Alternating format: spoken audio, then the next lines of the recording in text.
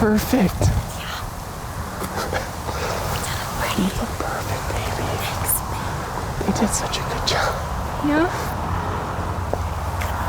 Look at my tree. Oh, you can't see it. Baby. You like it? It's so perfect.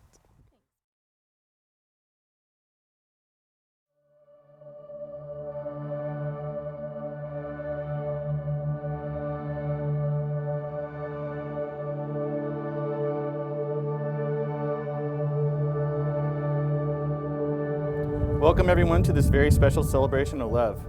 We're gathered for two reasons. First, to witness the joining of Tim Higby and Sarah Medina in holy marriage. And secondly, to worship the God who is the creator of life and love. He's the one who's ordained that on this day these two will become one, never to be separated as long as they live.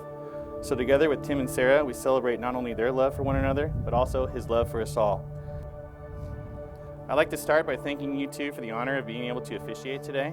You both have expressed how much it means to you for me to be here, and I can't stress the mutual feeling enough. These two have just always made sense to me, and I've witnessed time and time again just how well they mesh together. They made it very clear from right when I met them that marriage was going to definitely be in their future. And as both of you know, marriage is not something that was invented by people, but by our Creator. It's an institution ordained by God, and Jesus made this clear in Matthew 19. At the beginning of creation, God made them male and female. For this reason, a man will leave his father and mother and be united with his wife, and the two will become one flesh. God designed it from the beginning to take two people with all their strengths, weaknesses, and differences and make them one, more complete than when they were apart. Your two lives today are going to be molded into one, in God's eyes, never again to be separated for as long as you both shall live. God knew you were both incomplete, and he knows what you both need to be made complete. He has brought you together to fulfill that purpose. Though there are many truths about marriage, I want to focus on one topic here today, and that's that marriage is centered around love. Paul gives us a clear example of what love is in 1 Corinthians 13. Love is patient, love is kind, it's not jealous. Love does not brag, is not arrogant, does not act unbecomingly, it does not seek its own, is not provoked, does not take into account a wrong suffered, does not rejoice in unrighteousness, but rejoices with the truth, bears all things, believes all things, hopes all things, and endures all things. Timothy, when people ask me what I love most about you, I can only reply, whatever our souls are made of, yours and mine are the same. I choose you forever. Very early on, it was clear that we had no choice in the matter. I found the one my soul loves. Our love story is an honest one, a dynamic and authentic one, bound together with a very real friendship. I choose you without hesitation or doubt. To say that we're best friends is not nearly enough, and it's the reason that I'm so confident in us. We've endured many tests in these 6 years of growing up together, each with its own challenges and joys. I promise to respect you as a person, a partner, and an equal. I vow to love you loyally and fiercely. I promise to never betray your trust and to treat your heart as the treasure that it is. I'm so excited for our family and our future, and I feel so blessed that God answered my prayers and saved you for me. I love you.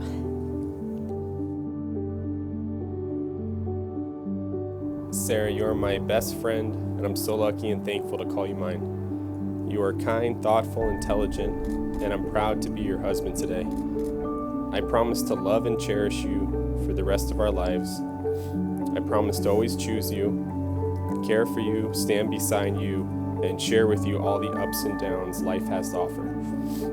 I promise to always pursue you, to fight for you, and love you unconditionally for the rest of my life. You have always encouraged and supported me, and have made me a better man. I promise to always give you the best of myself. I'm excited to start this new journey with you, and I look forward to all the adventures to come. I know we will build an amazing life together. You are perfect for me, and more than I deserve. I love you. Tim and Sarah, these rings symbolize the precious and strong love you have promised to each other today.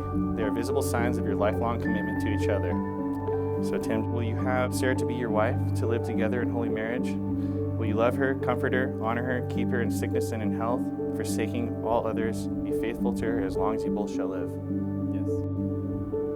Sarah, will you have Tim to be your husband, to live together in holy marriage? Will you love him, comfort him, honor and keep him in sickness and in health, and forsaking all others, be faithful to him as long as you both shall live? So you two have declared your consent and vows before God and this congregation. May God confirm your covenant and fill you both with grace. Now that Tim and Sarah have given themselves to each other by solemn vows, with the joining of hands and giving and receiving of rings, I announce to you that they are husband and wife. Tim, you may kiss your bride.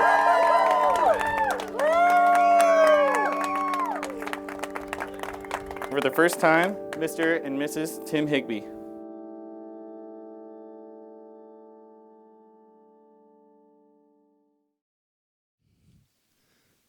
First, I'd like to say thank you to each one who's done so much work putting this together, everyone, and we really, really appreciate all the effort and the real care and love that you guys put into it. I'd like to say thank you to each one of you here today who came to share in the marriage of our daughter Sarah to her now husband Timothy. I'm overwhelmed at the abundance of the blessings that this ceremony represents and the values to which they attest.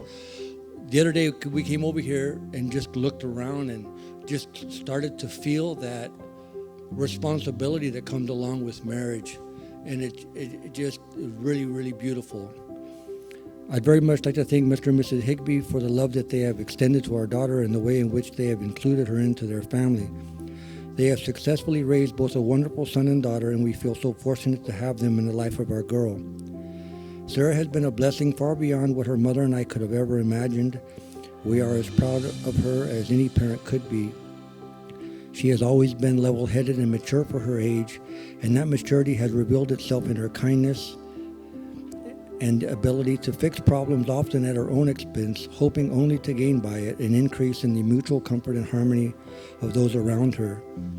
Loving her for the person she has become has been effortless, as it is only an extension in adulthood of the attitudes and behaviors we have observed in her through the years. I would like to thank Blanca, her mother, for all her giving, loving, and nurturing, and passing on to Sarah the loyalty and commitment that marks them both. Sarah looks up to you, and so she should. As a family, we are thankful for Tim and for his love and care for Sarah. Our constant prayer is that they both seek to grow together, that they seek and ask God for the love that they will need to strengthen their marriage as well as their individual lives. We are grateful for you, Tim, and we'll be praying for you both. We also want to tell you all here that God has been so gracious to us as a family, and we are so full of thankfulness for the many, many blessings. Thank you all for being here today. God bless you, Timothy and Sarah.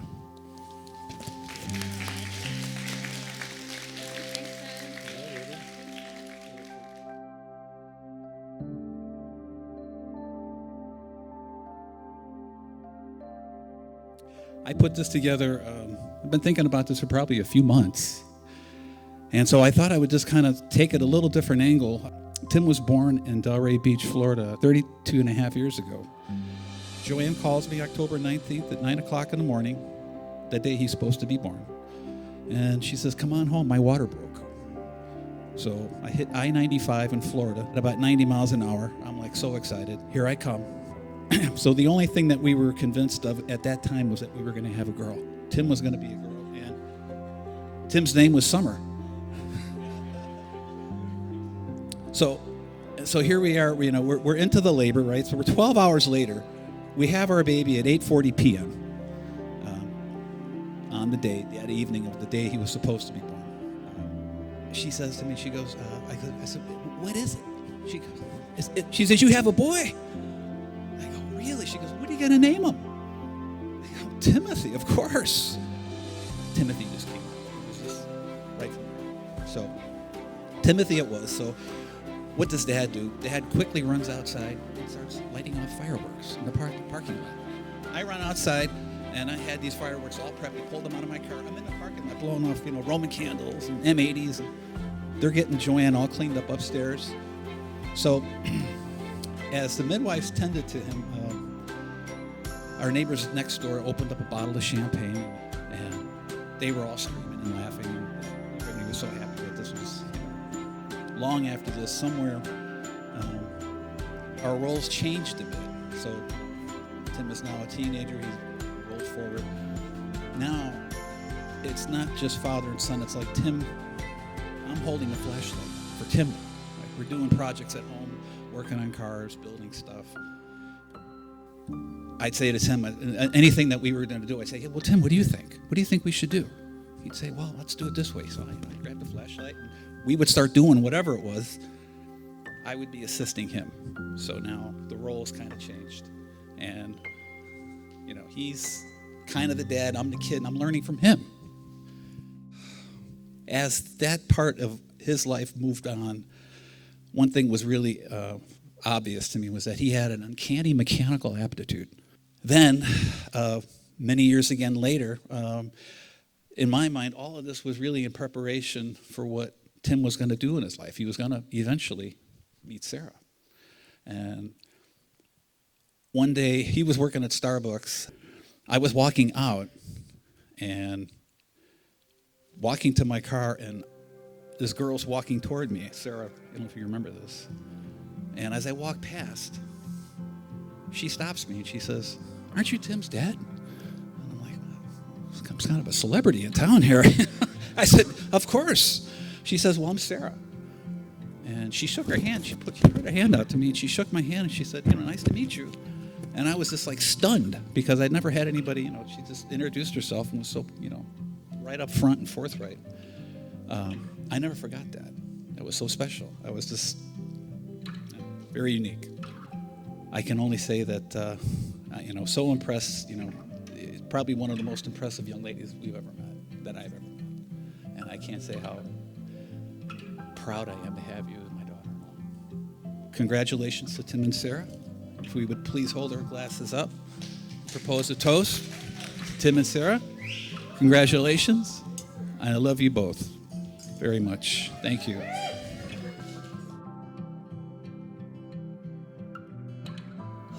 Hi, everyone. For those of you I haven't had a chance to meet yet, my name is Jamie. I'm Sarah's maid of honor and her best friend, and I'm really honored to say a couple words today because Sarah means a lot to me. And Sarah and I kind of had a unique friendship. We didn't grow up together. We didn't have these long history or stories to tell. We met as adults, and it was like as soon as we became friends, we were best friends. And I'm really honored to be her maid of honor because that was only 4 years ago, and it seems like it's flown by and been forever at the same time. So I wanted to actually share this story of how I met Sarah and Tim. I lived about 3 doors down from them, and if you've never had the pleasure of living near Tim, let me just tell you, he works on his motorcycles a lot. I don't actually think there's anything wrong with them. I think he takes them apart and puts them back together until like 2 o'clock in the morning. So I actually had met him first. I was out walking my dogs, and he said hi, or, I like your dog, whatever he said. And I came back and I said to my fiance, you should grab a beer with that guy. He's really nice. And he said, oh yeah, he is cool. He lives with that brunette that you really like. And I was like, no. And he said, why do you say that? And I said, maybe they're dating, but they definitely don't live together. And he said, why? And I said, because no woman would let her man work on his motorcycles until 2 o'clock in the morning. I was wrong. They live together. And and if you know Tim and Sarah, what I've come to learn over the years is that it couldn't describe their relationship more. They're the biggest champion of one another's dreams and their passions, whether they're living in separate states or she's bringing him a beer in the garage so he can work on his motorcycles. And I think it's a lesson that we can all learn from and love. So I wanted to raise a glass. May you always find your motorcycle in one another.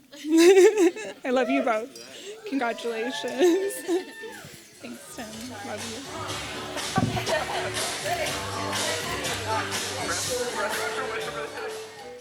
Welcome, everybody.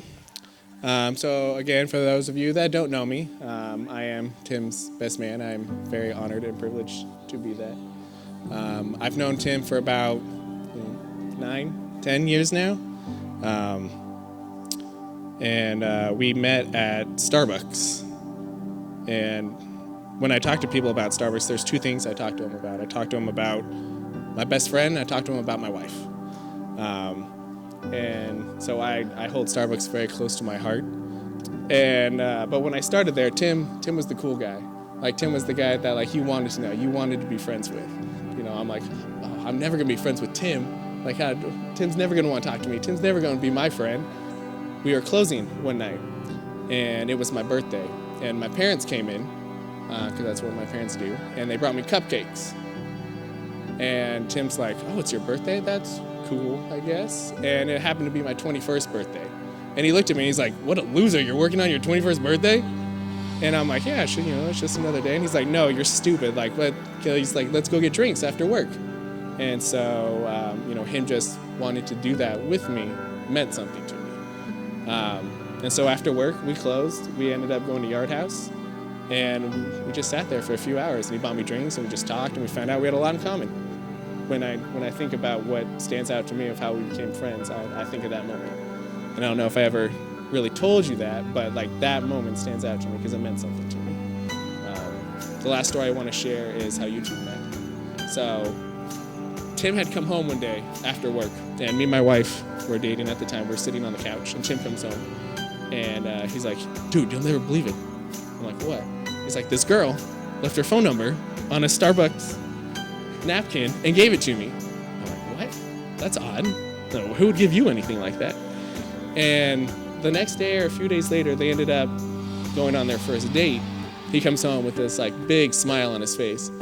And like, he was so excited about Sarah. Like, I'd never seen him smile like that before.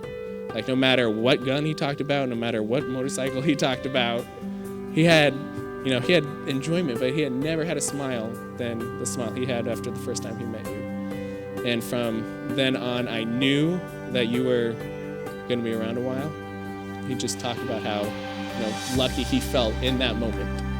And I know right now that's exactly how he feels. So I am very honored and very privileged to know both of you. I'm very honored to be your best friend. I'm very honored to have both of you guys in my lives. So again, my one piece of advice is always fight for each other. Like they were saying earlier, marriage has its ups and downs, but you never stop fighting for one another. So congratulations. If you guys can raise your glass to Tim and Sarah.